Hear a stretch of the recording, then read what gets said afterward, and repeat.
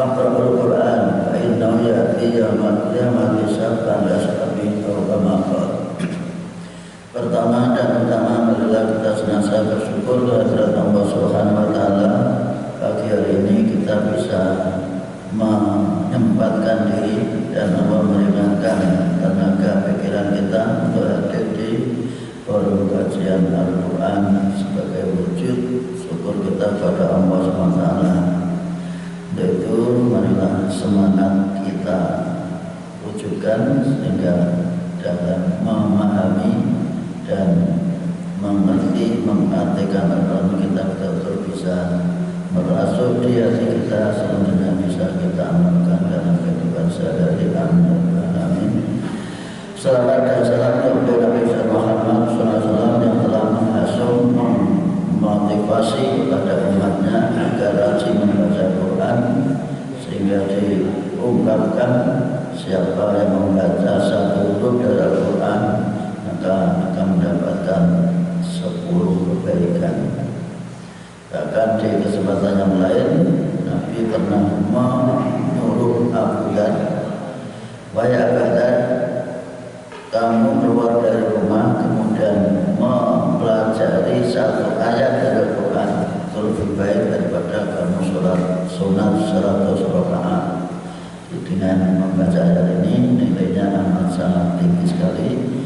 Jangan jemu, jangan bosan, kita berusaha untuk mempelajari Al-Quran. Kita baca bersama. A'udzu billahi minasy syaithanir rajim. Bismillahirrahmanirrahim.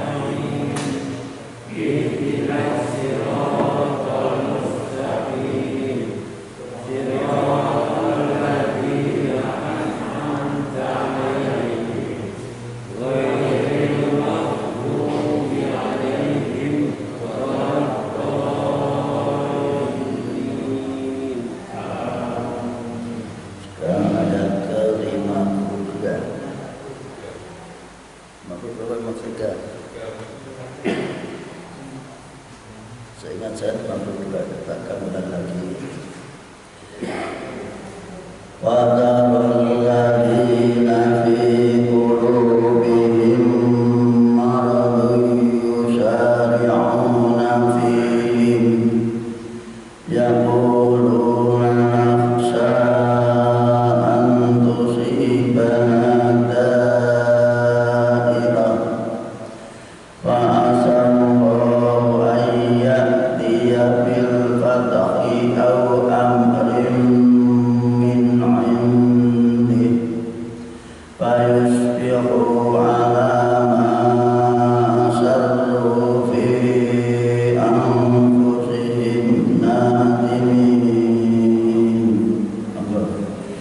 Walladzina fi qulubihim maradun yusari'una fihim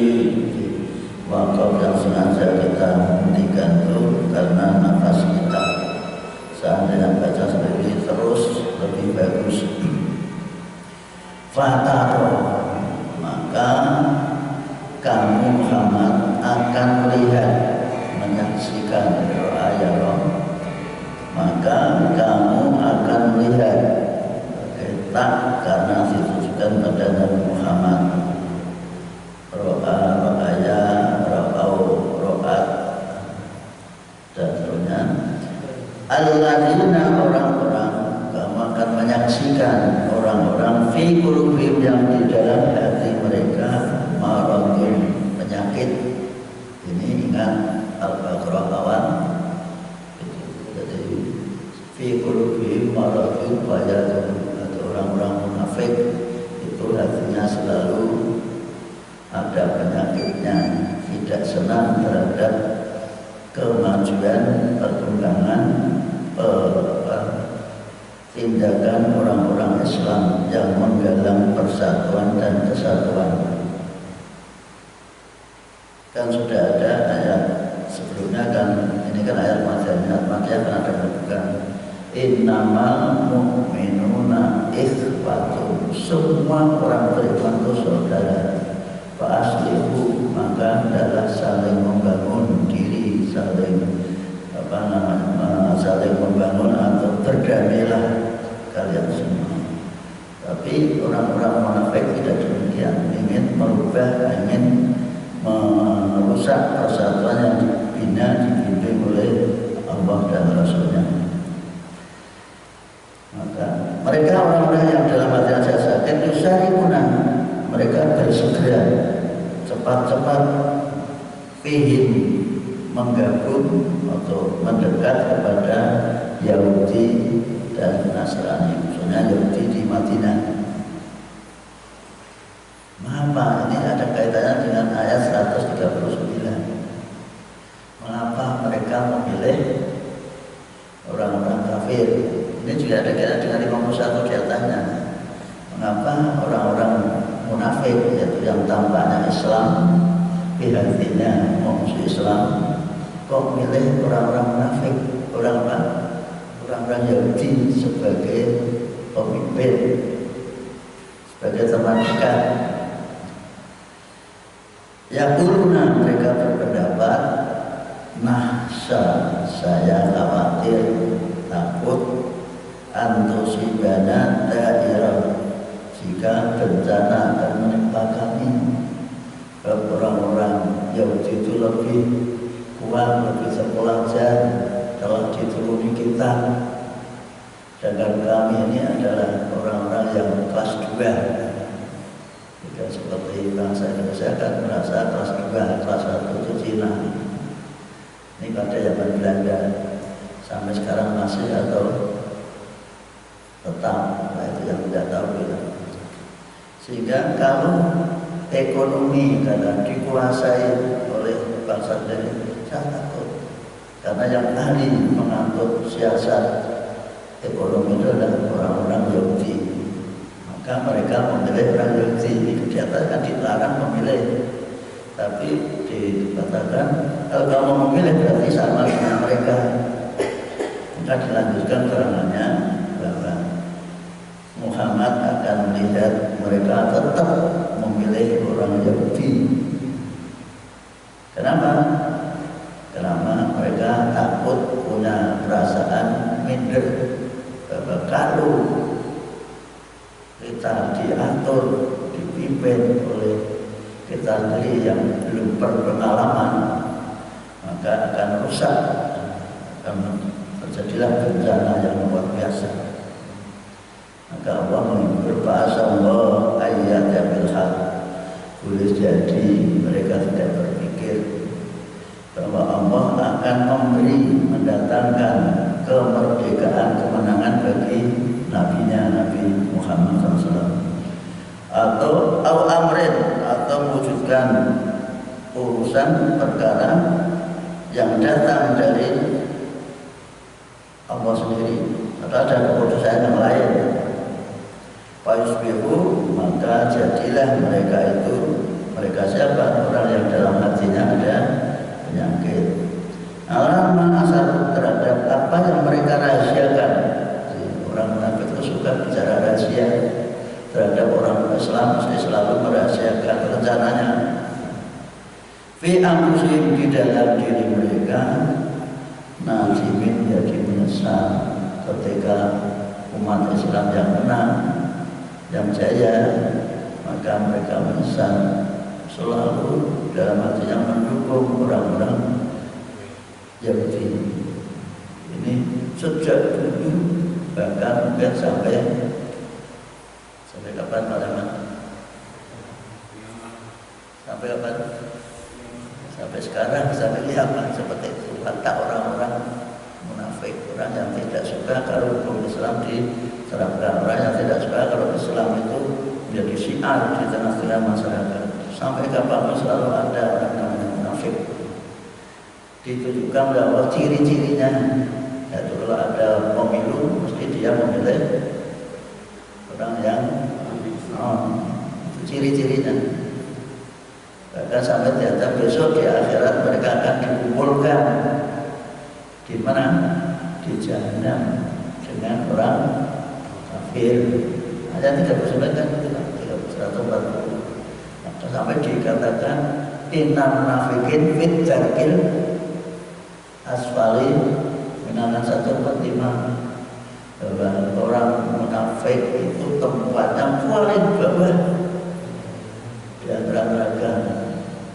Dalam menjelaskan mengoreksi orang munafik itu sampai ayatnya 12, orang kafir hanya 2. Ingat surat Al-Baqarah awal itu, untuk orang mukmin 5 ayat, orang kafir cukup 2 ayat, mudah, simpel, karena mereka itu sudah jelas dia tidak beragama Islam. Ketok kalau repot itu ngadepin orang munafik, artinya ada penyakit.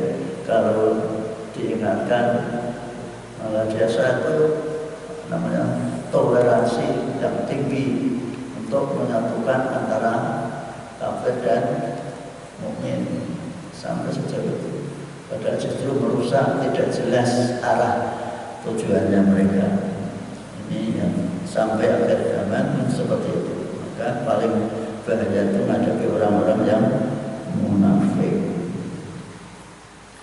Bahkan mungkin dalam kondisi lockdown atau PSBB ini paling bahagia, paling senang itu orang-orang yang punya jiwa munafik. Kalau ada orang membenci, dan apalagi dibenci, orang tidak mengikuti dulu pada maklumat, tidak mengikuti fatwa dan sebagainya.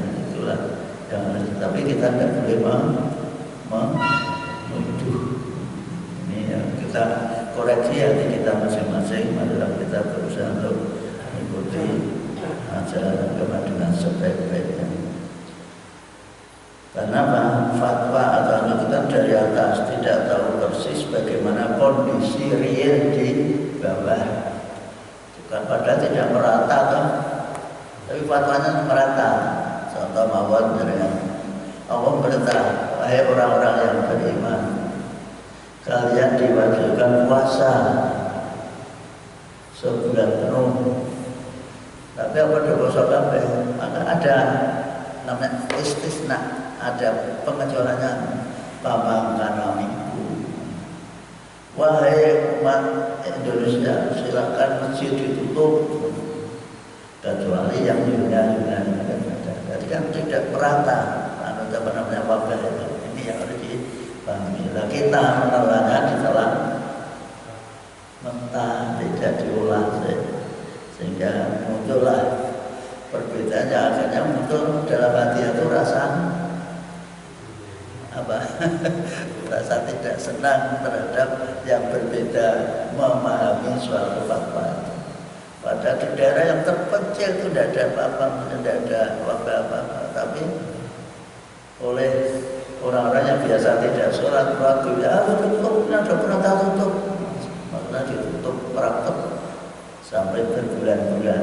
Ini menyikapi ini contoh saja dari perintah itu mesti ada istisna, ada pengecualiannya. Allah perintah, silakan sholat dengan berdiri, tapi ada pengatur kalau sakit ya boleh dengan boleh dengan ini contoh saja. Sekali lagi memahami perintah itu harus betul-betul paham secara perintah-perintahnya. Wa yaqulul ladzina amanu ahaula'il ladzina aqsamu billahi jahda aymanihim innahum lama'akum habitat a'maluhum fa asbahu khasirin.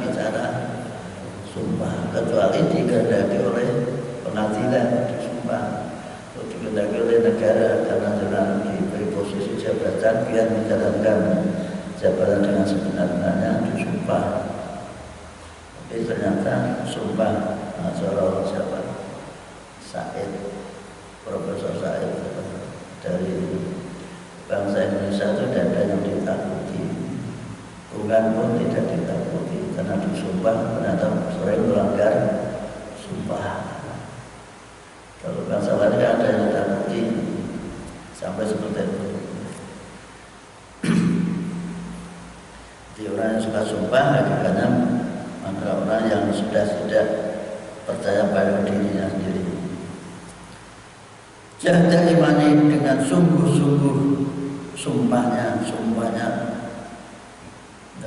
di hadapan Nabi, katanya innahum lama'akum, sesungguhnya mereka bersama kamu semua. Inilah ternyata orang yang melanggar sumpah itu, atau orang yang di luar dia bekerja sama, di batin dia tidak, atau memusuhi, maka habitat a'maluhum, semua amal perbuatannya musnah, hilang, tidak dipercaya lagi.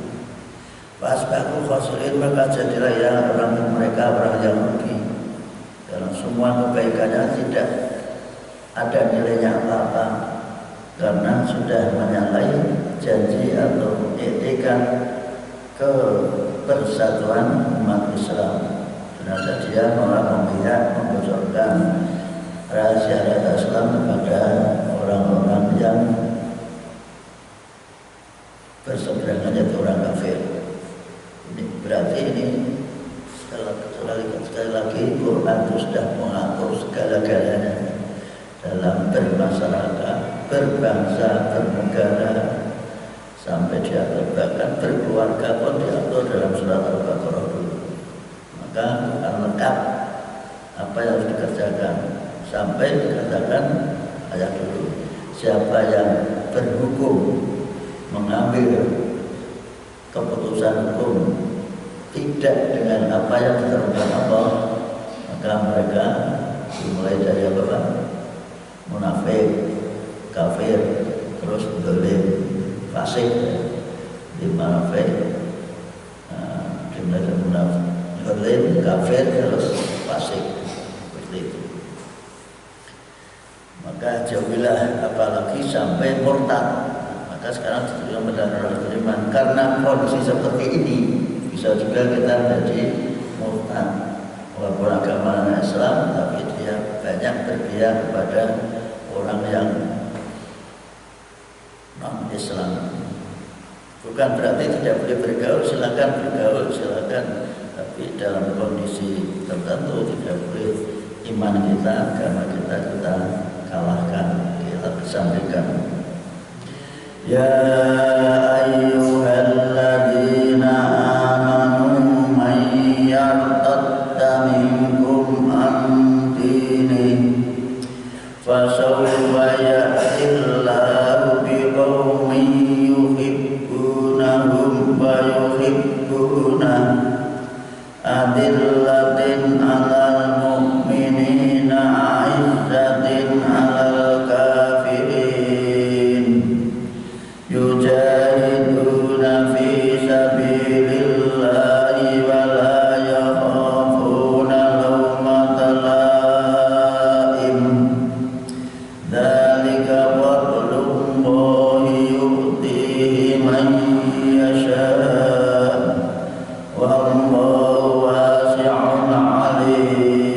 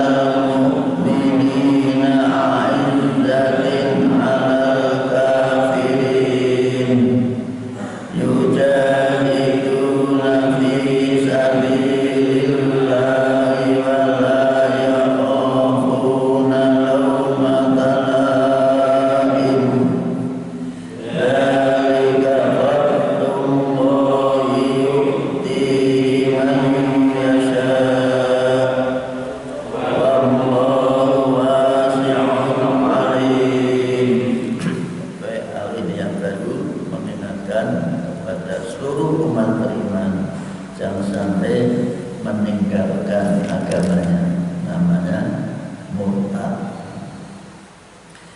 Ya ayyuhalladzina amanu, wahai orang-orang yang beriman. Jadi kalau mengingatkan itu tidak menunjuk, tapi secara umum, man siapapun yang tanda yang kembali ke belakang, siapapun minggu di antara kamu yang tanda yang kembali menarik diri ini dari ajaran agamanya, mengaku beragama Islam tapi sikap tinggalnya tidak peduli kepada petunjuk peringatan dari Allah berupa Al-Quran, maka memangnya Allah berdoa pada kalian, maka pasal wayatillah, maka Allah akan mendatangkan di qaumin suatu kaum yuhibbuhum yang Allah cintai wa yuhibbuna, dan mereka cinta kepada Allah, selalu peduli, selalu perhatikan, selalu berusaha untuk ingat petunjuk-petunjuk Allah, selalu ingat terhadap perintah Allah bahwa ini tidak boleh diburu, selalu dijadikan pedoman. Ayat ini mungkin yang dijadikan moto dari Bapak pendiri Muhammadiyah, yaitu Haji Ahmad Dahlan, pernah mengatakan bahwa agama memang Islam selalu ada di muka bumi. Ini boleh jadi di Indonesia sekarang besar, di suatu ketika bergeser, tidak di Indonesia, tapi bergeser ke negara lain, karena kita tidak peduli pada agama kita. Sama seperti ini mungkin yang dijadikan pegangan ini. Jadi kalau kalian memang tidak mau bergabung pada ajaran agama yang telah diajarkan oleh Nabi kepada kalian, termasuk kepada kita ini, mereka kembali tidak mau tahu tentang ajaran agamanya, dan sekarang sudah luar biasa, bahkan dipelopori oleh orang yang paling pintar, namanya apa?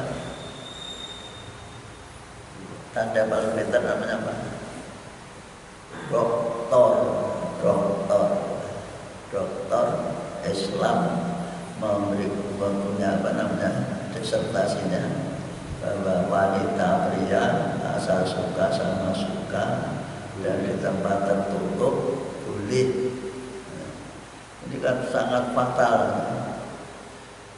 Tidak ada orang kumpul di tempat terbuka kecuali hewan. Tempat tertutup suka sama suka dan tidak ada ikatan nikah dengan yang lain, itu boleh. Itu kan luar biasa. Apalagi yang diambil dalilnya itu dalil makiyah, yaitu illa ala azwajin aw malakat aymanuhum. Itu kan walladzina hum li furujihim hafidun. Salah satu orang yang beruntung yaitu orang yang bisa menjaga kelaminnya. Kan ada kecuali illa ala azwaji, kecuali pada istrinya, atau malakat atau kepada budaknya. Nah itu diartikan budak itu. Budak kan tanpa nikah. Yang dibagi budak itu dikumpuli tuannya itu tanpa prosedur nikah, karena sudah dibeli, sudah menjadi miliknya. Berarti yang dijadikan alasan. Berarti makia dan itu dalam posisi perang dan mendapat budak dari perang, rampasan perang, bukan ketemu orang diajak pulang karena suka sama suka, boleh, bukan gitu. Tapi ternyata mendapat nilai memuaskan. Ternyata yang puas itu yang ketemu tadi laki dan perempuan tanpa puas, bukan nilai itu yang puas. Ini jangan luar biasa. Ini fakta bahwa banyak kita tambah pintar, tambah meninggalkan norma-norma agama yang telah ditanamkan di dalam Al-Quran. Ini yang luar biasa.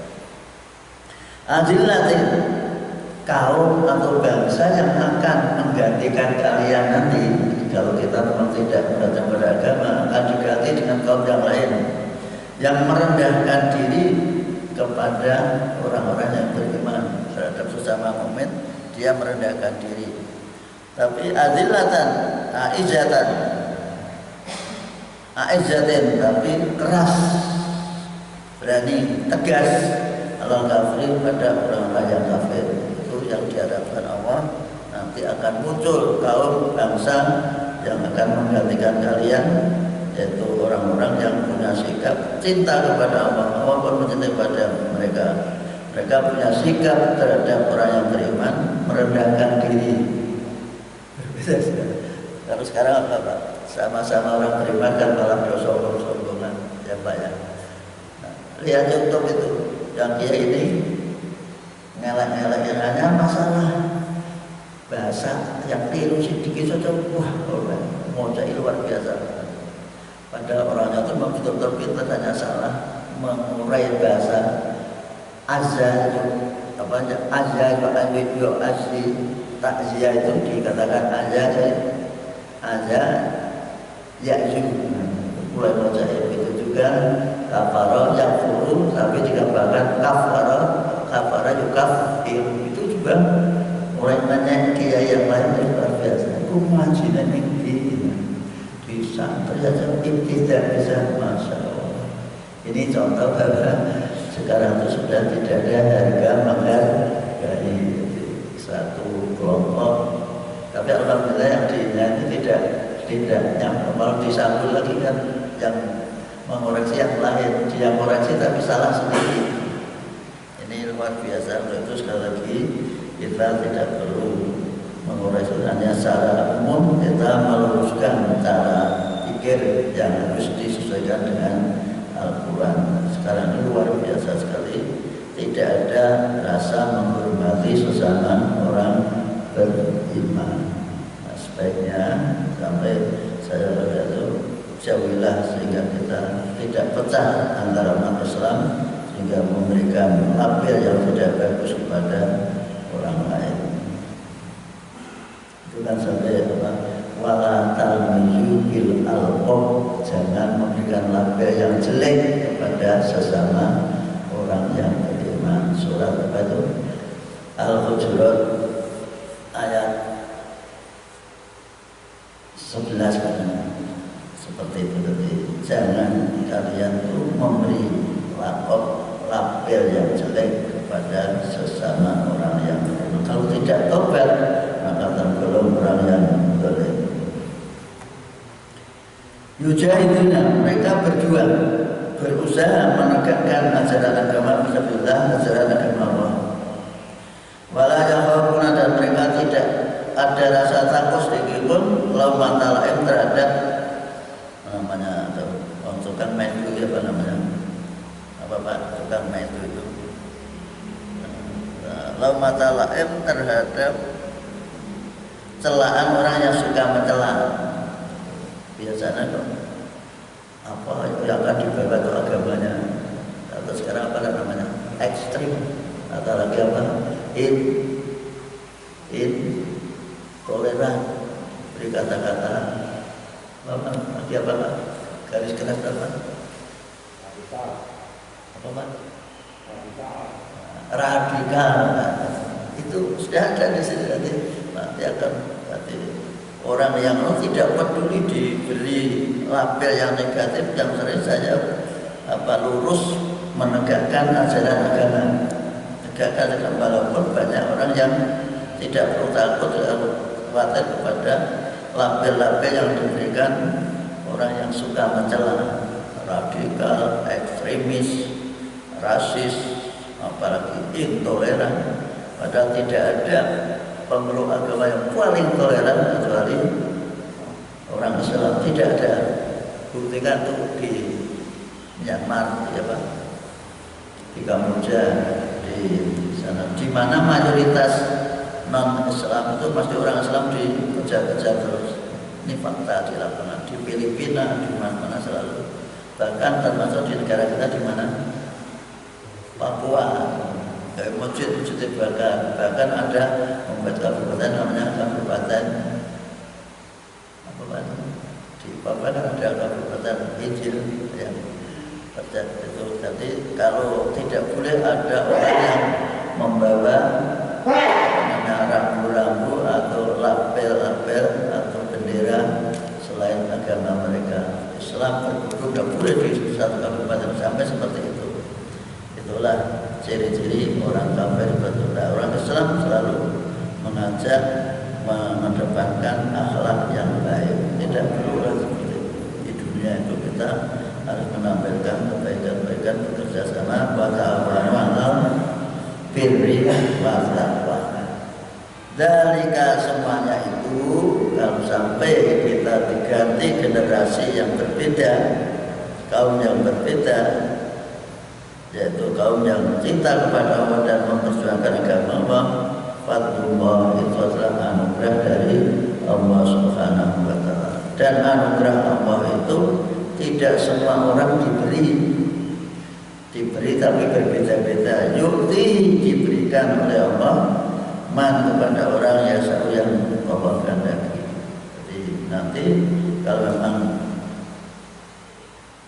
umat yang ada sekarang itu murtad, meninggalkan asal agama, Allah sangat mudah menggantikan umat yang berbeda, umat yang betul-betul memperjuangkan agama. Sekarang yang muncul di mana? Di Rusia. Sekarang luar biasa mereka dalam beragama.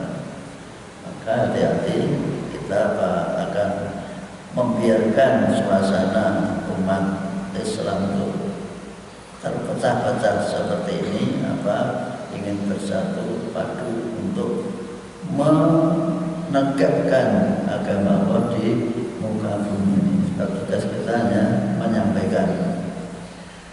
Wallahu wasi'un, Allah maha luas sekali, luas segala-galanya, wasi'ah semua kursi Allah, semua alam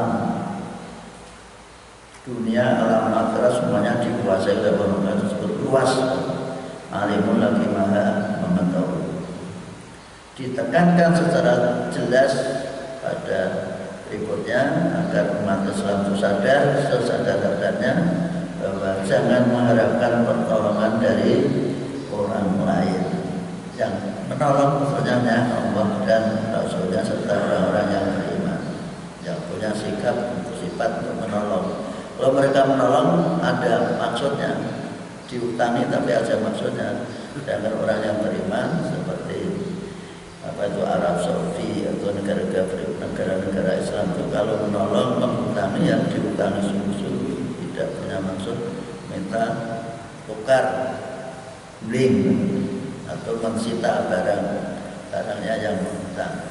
Itu sifat-sifat orang yang kan gitu, ingin menyita barangnya orang yang dihutangi, maka pakai borek mestinya dikondisikan untuk agar orang itu mau membayarnya, tapi rata-rata dibiarkan sampai tidak bisa mengasuh, dibiarkan setelah tahu-tahu sudah hutangnya ngumpul luar biasa sehingga boroknya itu disita. Itu sikap orang-orang Yahudi. Innama waliyukum Allahu wa rasuluhu walladzina amanu alladzina yuqimunas sholata wa yu'tunaz zakata wa hum rabi'un. Supaya ringan dengan berarti Rasulullah.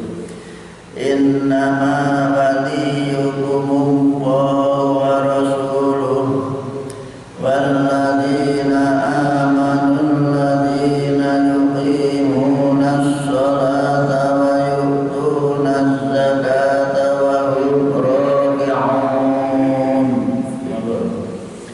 Innama waliyukum Allahu wa rasuluhu walladzina amanu alladzina yuqimunas sholata wa yu'tunaz zakata wa hum rabi'un. Ulangi.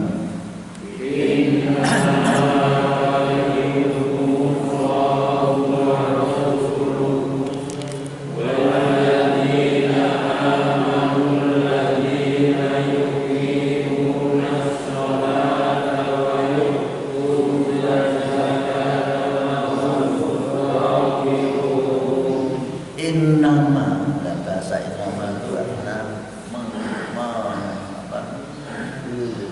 mengeliminir, menetapkan bahwa hanya mengeliminir, taksis bahasa Arab qasr. Hanya Allah dan Rasulnya yang menjadi pelindung. Hanya Allah dan Rasulnya yang melindungimu, yang melindungi kita itu Allah dan Rasulnya pada zaman dulu, zaman sahabat. Sekarang yaitu walladzina, dan orang-orang amanu yang beriman, yang punya sifat melindungi, menolong, membantu secara terus itu hanya orang-orang yang beriman. Ingat sekali lagi, petunjuk ini harus betul-betul kita sosialisasikan di tengah-tengah masyarakat dalam kita suka membantu menolong orang lain yang membutuhkan. Dilanjutkan, siapakah alladzina amanu dan orang-orang yang beriman. Siapa orang yang beriman yang membantu itu? Diwujudkan alladzina, yaitu orang-orang yuqimuna yang senantiasa mendirikan as-sholat. Ciri khas orang yang beriman yaitu diwujudkan dalam menegakkan sholat. Yang kedua, yutuna zakat, dan senantiasa mengeluarkan zakat. Ini pun wujud nyata bahwa tegaknya iman seseorang itu harus diwujudkan dalam bentuk dua komunikasi, ke atas dan ke samping. Ke atas pada Allah, ke samping bentuk sholat, ke samping dalam bentuk zakat. Apa arti? Sampai ada surat Fussilat dikatakan wa wailul musyrikin alladzina la yu'tuna zakata wa hum bil akhirati hum kafirun. Neraka bagi orang-orang musyrik. Alladzina la yu'tuna, itu orang yang tidak mau mengeluarkan zakat.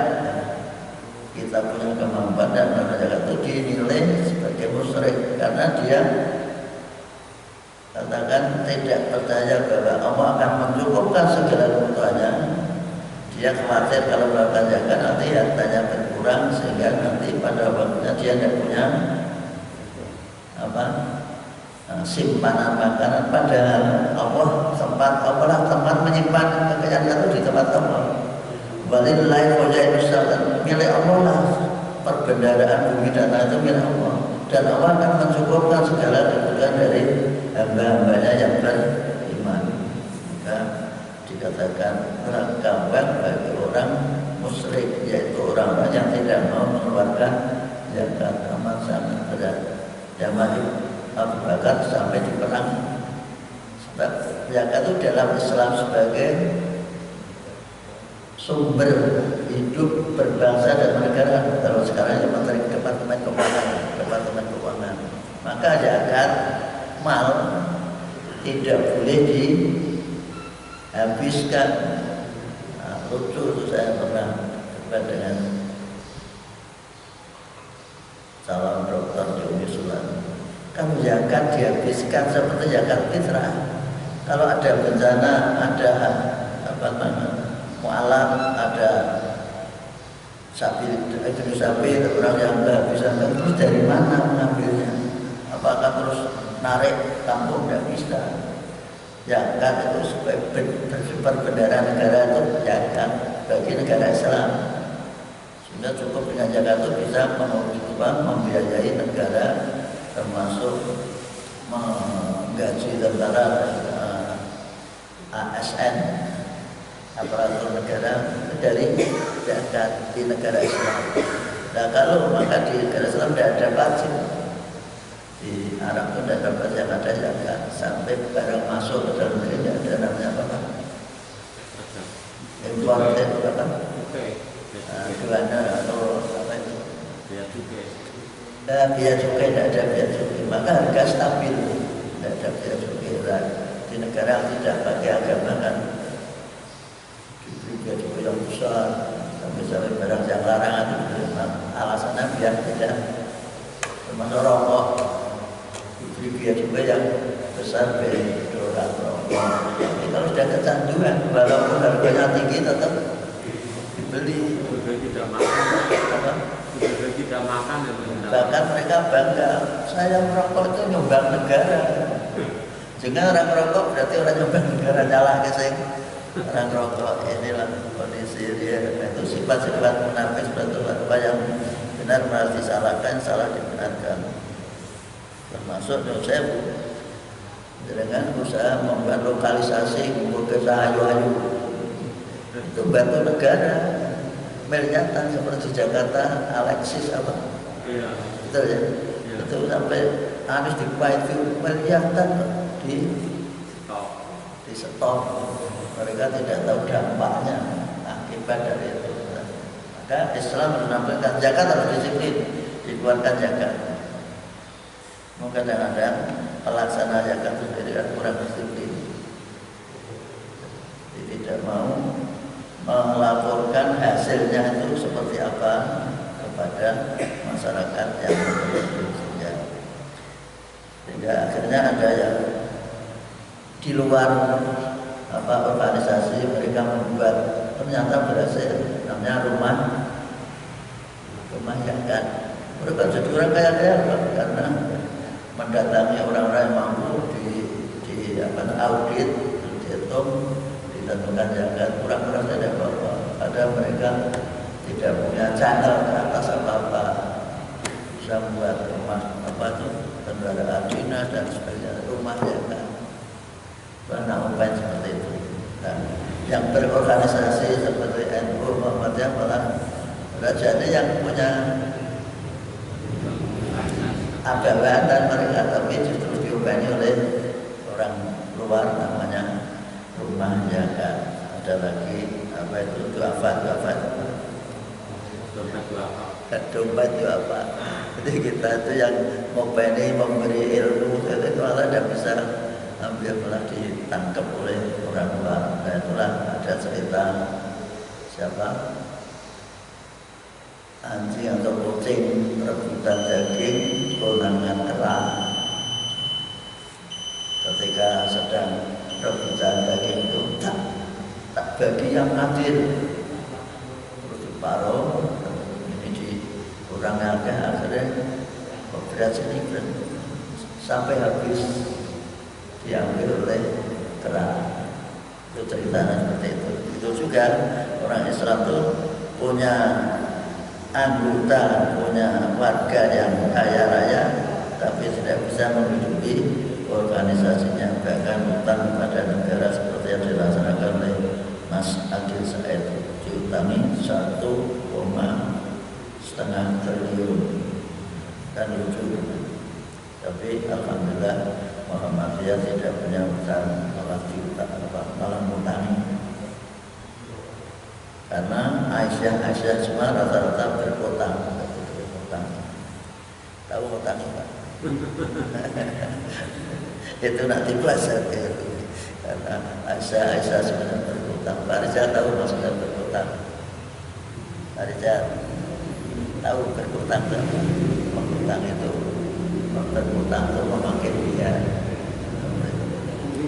Wahum raqiun, mereka selalu tunduk taat kepada aturan yang telah ditentukan oleh Allah dan Rasulnya. Rukuk, tunduk itu maksudnya taat kepada aturan Allah. Ini namanya bahasa biasa. Sekali lagi sekarang dibalik, kamu jangan coba-coba menganggap umat Islam itu ringkih atau tidak punya kekuatan. Wa may yatawallallahu wa rasulahu walladzina amanu fa inna hizballahi humul ghalibun. Wa may yatawallahu wa rasulahu walladzina amanu fa inna hizballahi humul ghalibun. Baik lagi.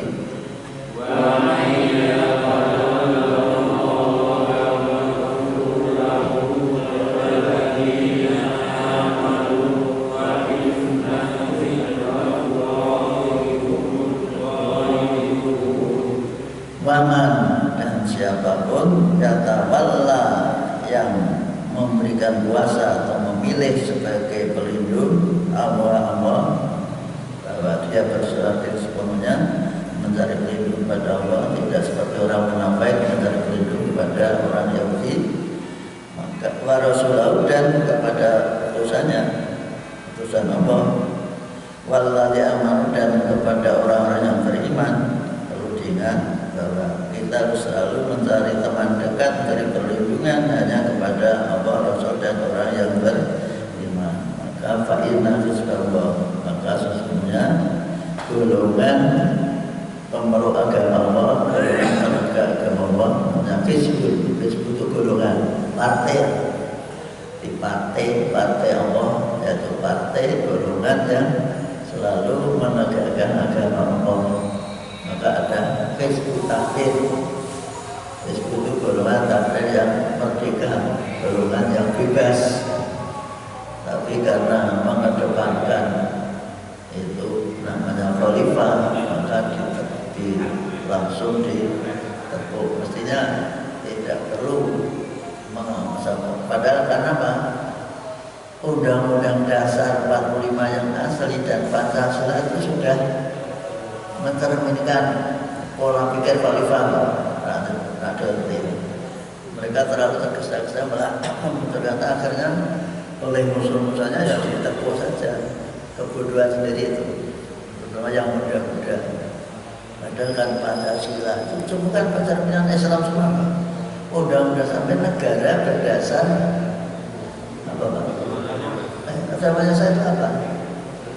Kan Islam kan belum akan masih mencari pola yang lain itu itu ditekankan, dimatangkan yang sungguh-sungguh, diwujudkan dalam kehidupan, melindungi segenap bangsa dan seluruh kepada tidak ada satupun pasal-pasal Undang-Undang 45 yang katakan apa lawan dari agama terlupa yang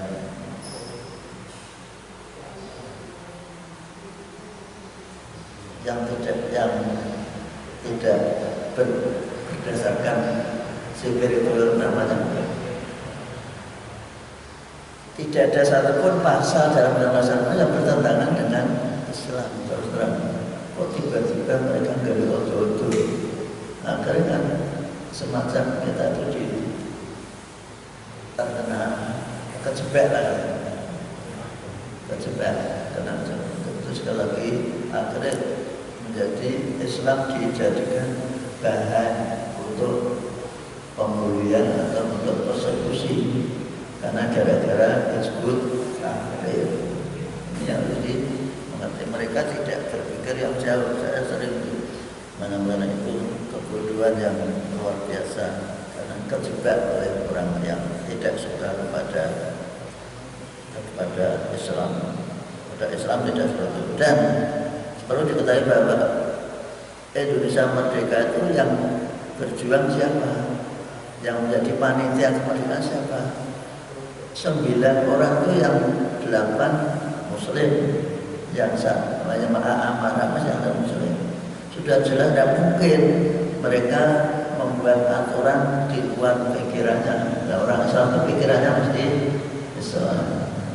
Sehingga itulah kesalahan fatal yang diwujudkan oleh Hizbut Tahrir yang kira dampaknya ya semua umat Islam. Walaupun ada kata khalifah, khalifah itu artinya masih apa kan? Masih umum. Khalifah artinya kan dari kata khalifah pengganti. Jadi setiap orang itu khalifah karena pengganti dari generasi dulu. Kita akan mengganti dari generasi bapak ibu kita, nenek moyang kita itu nama khalifah karena kaum yang datang kemudian khalifah itu belakang. Ini yang sering salah langkah sehingga maka dikatakan oleh Allah fa'inna sebenarnya golongan yang membela menegakkan agama Allah, partai Allah, gitu saja. Yang lain tersebut lawanan partai Allah, partai setan. Yang ada di dalam partai yang dikatakan oleh Pak Amin Rais itu, sehingga PKS maupun PAN yang ada agama lain kan merasa tersinggung partai Allah. Saya tuh agama yang lain dikatakan partai Allah. Jadilah pembimbingan Amin Rais oleh Bisa ini luar biasa. Jadi nawes kepentingan itu tidak pandang dulu Bisa bahwa harus disingkirkan demi kepentingannya. Itu di Bisa itu dekat dengan Jokowi. otomatis saya. Umur ghalibun pasti menang. Orang yang berpegang teguh pada agama Allah, berpegang teguh pada ajaran Allah pasti menang. Nah, yang ragu di sana seperti itu. Maka sekarang diulangi lagi oleh Allah bagaimana agar umat Islam itu betul-betul berpikir yang rasional dan jangan mengorbankan ajaran agamanya. Ini ya ayyuhalladzina amanu la tattakhidul ladzina ittakhadhu dinakum huzuwan wa la'iban minal ladzina utul kitaba min qablikum wal kuffara awliya wattaqullaha in kuntum mu'minin. Ya ayyuhalladzina amanu la tattakhidul ladzina ittakhadhu dinakum huzuwan wa la'iban minal ladzina utul kitaba min qablikum wal kuffara awliya wattaqullaha in kuntum mu'minin. Ulang lagi. Ya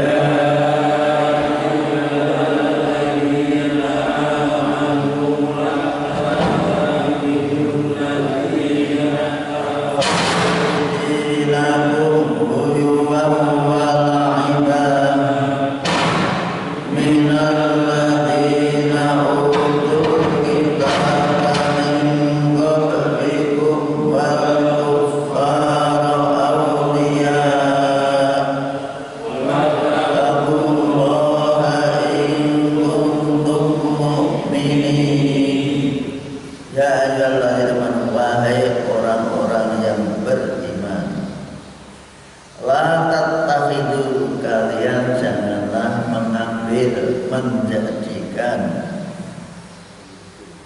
alladzina, orang-orang ittakhadhu, yang menjadikan, membuat, melakukan dinakum, agamamu, huzuwan, sebagai bahan ejaan. Jadi kan itu orang munafik itu, walaiban, dan permainan. Kalau ada orang yang tampaknya Islam tapi suka mengejek, merendahkan Islam, itu jangan dibeli.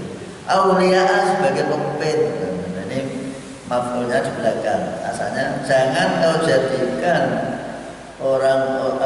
jadikan pemimpin orang-orang yang menempatkan agamamu sebagai bahan ejaan dan permainan. Siapapun, tapi dijelaskan siapa itu mereka yang suka menjadikan agamamu sebagai bahan permainan, bahan ejaan. Agama dibuat apa? Kalau pidato yang guyon kayak apa? Dibalas lucu. Sehingga sing iso lucu apa? Nah, Muhammad itu cilikane ya rembes. Bahkan kalau neng kene mungkin jalur jago, itu kan gawe lucu kan. Ada pokoknya intinya yang membawa Islam itu harus direndahkan. Contoh lagi, saya tidak habis pikir ada anak usia 9 tahun atau 11 tahun dinikahi oleh orang seusia Pak Wardi, seusia berapa 52 tahun, kok bangga, gembira, ria, tidak habis pikir. Coba ini tujuannya apa? Kan mempermainkan agama, bahan ejaan, bahan lucu. Muhammad ya ketika itu ya sama dengan kita itu. Bahkan ciliannya rembes, apalagi di mau oleh mbah itu biasanya rasa didik, sehingga orang sekolah nggak sampai ke situ. sehingga buta huruf. Padahal buta hurufnya Nabi itu mukjizat. Kalau tidak buta huruf, Quran dianggap karangannya. Ya kan? Kalau Nabi bisa membaca dan menulis berguru, mesti Quran dianggap itu karangannya. Tapi oleh mereka yang sengaja mempermainkan, walaupun dia itu agamanya Islam, bahkan diundang untuk itu, tapi ternyata yang dikembangkan pola pikir seperti itu. Coba. Maka dikata ini, ayat ini jangan kau jadikan sebagai pemimpin, sebagai pelindung, sebagai orang yang menguraikan agama, orang yang menjadikan agama Islam sebagai bahan ejekan, bahan lelucon. Di ajaran agama dianggap lucu-lucuan, bahkan di mainan. Ini yang harus dipahami. Itu jangan sampai agama jadikan bahan lelucon untuk mencari. Nah, lucu kan karena masyarakat kita suka yang lucu-lucu. Jadi kalau tidak lucu, sesungguhnya lagi undang. Dulu tenang, cari lagi yang lugu, membaca apa adanya kitab, nanti kan lain kali tidak. Jujur apa? Lurus-lurus saja, tidak ada variasinya. Tapi nak saya ya tidak masuk uangnya lucu. Nah, yang dibawa itu lucunya, bukan masalah isi yang disampaikan. Ini maka kiai sekarang modalnya modal tidak modal ilmu tapi modal lucu, bisa lucu, sehingga lucu dijadikan bahan untuk bisa. Nah, ini kita diingatkan, kita orang beriman jangan sampai mengundang, katakan, menjadikan pemimpin, menjadikan teman dekat, orang idola diidolakan, menjadi pemimpin orang yang suka mempermainkan atau menjadikan bahan ejekan agama. Siapa itu? Sudah dijelaskan. Menina menyambut bayannya, menjelaskan siapa yang suka mengajak itu minal ladzinatul kitab, dari kalangan ahli kitab, baik Yahudi maupun Nasrani. Dan mengajak Muhammad itu bisa dipersek dan lain sebagainya. Minggu beliau wal kufar dan orang kafir. Bisa dari Yahudi, bisa juga Nasrani, bisa juga orang kafir juga. Ini yang harus diwaspadai. Sampai seperti itu Allah mengingatkan kita, tapi kita kadang-kadang menyepelekan, malah lebih dekat dengan alasan mereka kaya, nanti bisa membantu kita. Kalau sudah diukur seperti itu repot. Wattaqwa, sekali lagi takwalah kepada Allah, in kuntum, jika memang kalian betul-betul mukminin beriman. Sekarang bagaimana dari kalangan orang-orang yang beragama, yaitu munafik, gitu. Termasuk tadi orang Yahudi, orang Nasrani, orang kafir itu sifatnya seperti itu. Nah, ini pun muncul di Sumatera Utara itu seperti yang kita jelaskan nanti. Wa idza nataytum ila sholati takhadhuha hujuwan wa la'iba dzalika bi annahum qaumun la ya'qilun. Wa idza nataytum ila sholati takhadhuha hujuwan wa la'iba.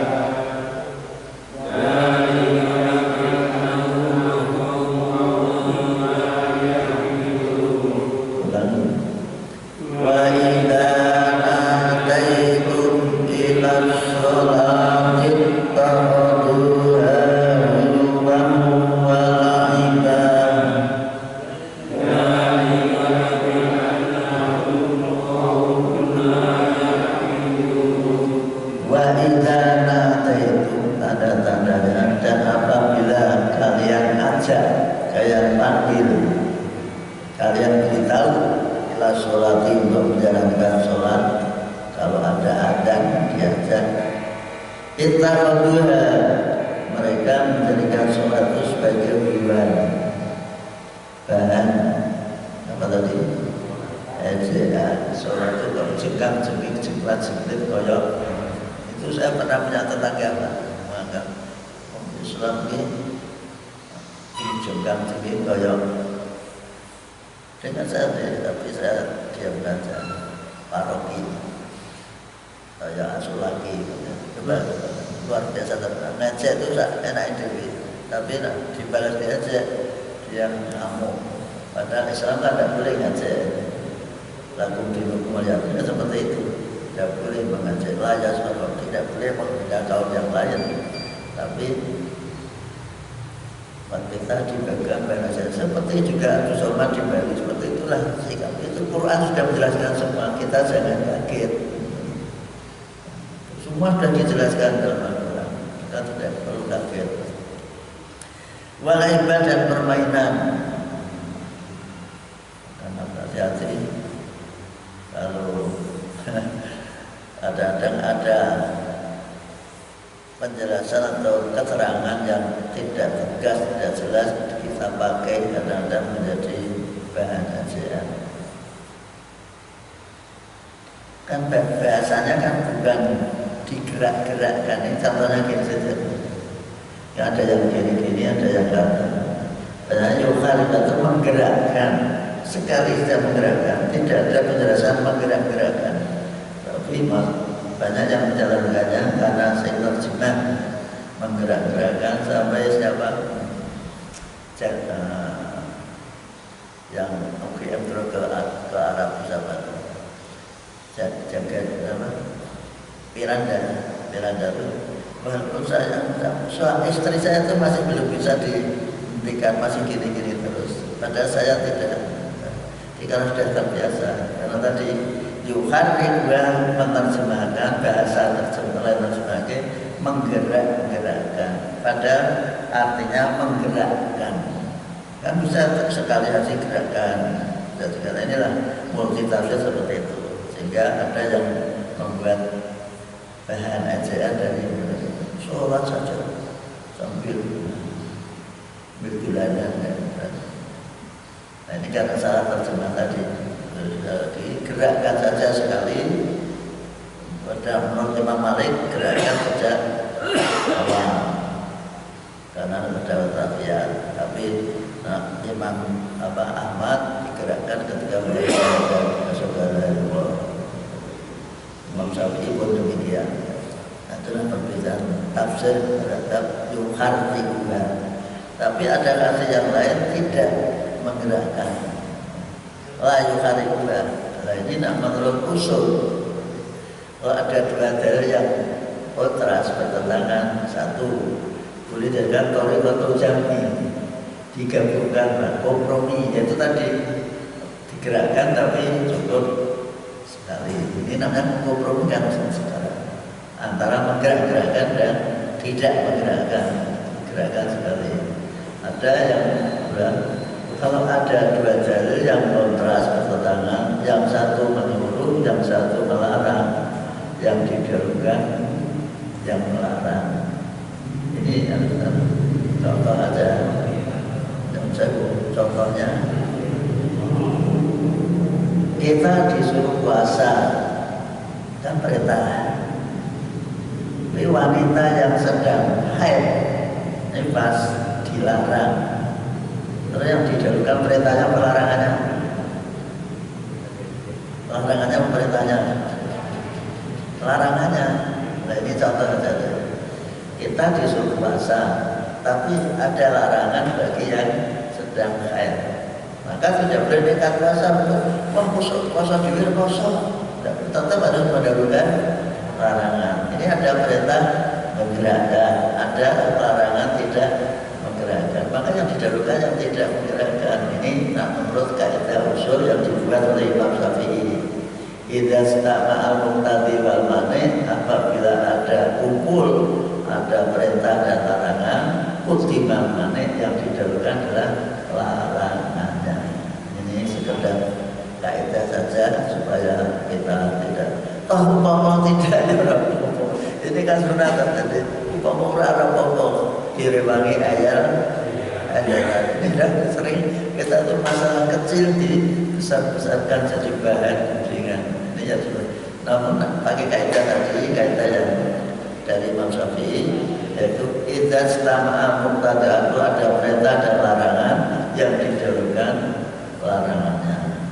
Atau kaidah yang tadi Darul Mafasid itu terlalu luas nih. Yang tadi satu perintah untuk gerak, satu larangan untuk gerak. Maka yang didahulukan yang dilarang. Kita diperintah puasa, tapi karena sedang maka dilarang puasa. Ini contoh yang berbeda. Sekali lagi dalam masalah yang sunnah itu kadang-kadang ada kontras sekali dan perlu dibesar-besarkan. Mari kita ambil sikap jalan tengah, nama jalan kompromi. Semoga ada manfaatnya. Kita akhiri bersama dengan kita alhamdulillah.